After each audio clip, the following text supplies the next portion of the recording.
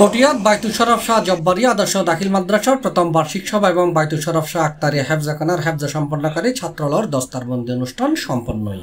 তিনি অনেকগুলো উন্নয়ন কাজ করেছেন। এপ্রিলের 27 তারিখ শনিবার সকালে বাইতুল শরফ কমপ্লেক্সের মাঠত এই উপলক্ষে আয়োজিত অনুষ্ঠানত প্রধান অতিথি আছিল বাইতুল শরফের ফির শায়েখ আল্লামা মোহাম্মদ আব্দুল হাই নদভী। যদি সম্ভব হয় ইনশাআল্লাহ আমরা তরিকত সম্বন্ধে আমি আলোচনা রাখার জন্য চেষ্টা করব। আল্লাহ তাআলা আমাদের সবাই আশা যাওয়া কবুল করে সবাই বলেন আমিন। এই এলাকায় নতুন একটি মাদ্রাসা প্রতিষ্ঠিত হলো। এলাকার এবং বাইতুল শরীফের শুভকামনা যারা বিভিন্ন এলাকা থেকে এসেছেন সকলের কাছে আমার অনুরোধ থাকবে এই মাদ্রাসায় হেফজাখানার প্রতি আপনারা সুদৃষ্টি রাখবেন, যোগাযোগ রাখবেন, সম্পর্ক রাখবেন, আন্তরিকতা রাখবেন, মহব্বত রাখবেন ইনশাআল্লাহ। মাদ্রাসা পরিচালনা কমিটির সভাপতি ও সাবেক উপজেলা চেয়ারম্যান মোহাম্মদ ইদ্রিস মিয়ার সভাপতিত্বে এবং মাদ্রাসার অধ্যক্ষ ও সদস্য সচিব শেখ মোহাম্মদ ইউনুসের সঞ্চালনায় এড়ায় বিশেষ অতিথি হিসেবে উপস্থিত আছেন পটিয়া পৌরসভার সাবেক মেয়র এবং উপজেলা আওয়ামী লীগের সাধারণ সম্পাদক অধ্যাপক হারুনুর রশিদ, কেন্দ্রীয় যুবলীগের যুগ্ম সাধারণ সম্পাদক বদিউল আলম, মহানগর যুবলীগ নেতা দিদারুল আলম দিদার, পটিয়া ব্যাংকার্স অ্যাসোসিয়েশনের সভাপতি আমির হোসেন, পটিয়া সরকারি কলেজের সহকারী অধ্যাপক শফিউর রহমান, প্রফেসর শফিউল আলম কমপ্লেক্সের সাধারণ সম্পাদক মফিজুর রহমান সওদাগর, আবু তালেব আইয়ুব, সেলিম উদ্দিন, কবিয়াল আবু ইউসুফ সহ সুফার মাওলানা সরওয়ার হোসেন রাশিদি সহ আরো বহুত কেউ।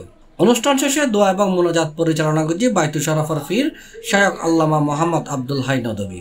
এটা বক্তব্য হই আমরা 1.5 বছরের মধ্যে 21 সালে শুরু করেছি, 22 সালের ডিসেম্বর 90% কাজ শেষ করে 23 সালের 1 জানুয়ারি আমরা এই মাদ্রাসার কার্যক্রম শুরু করেছি।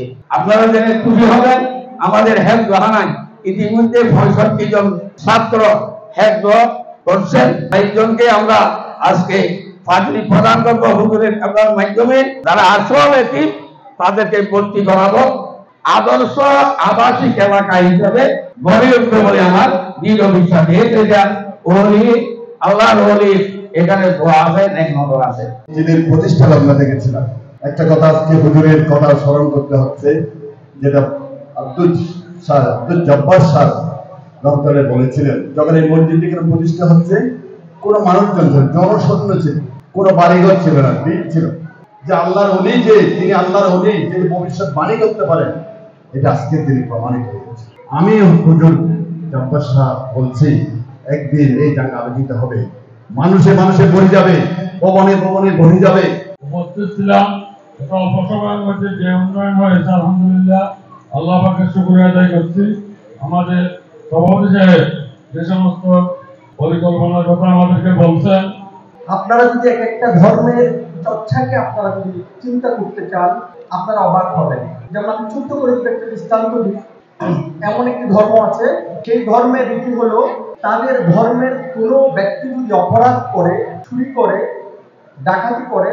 C+ চট্টগ্রাম।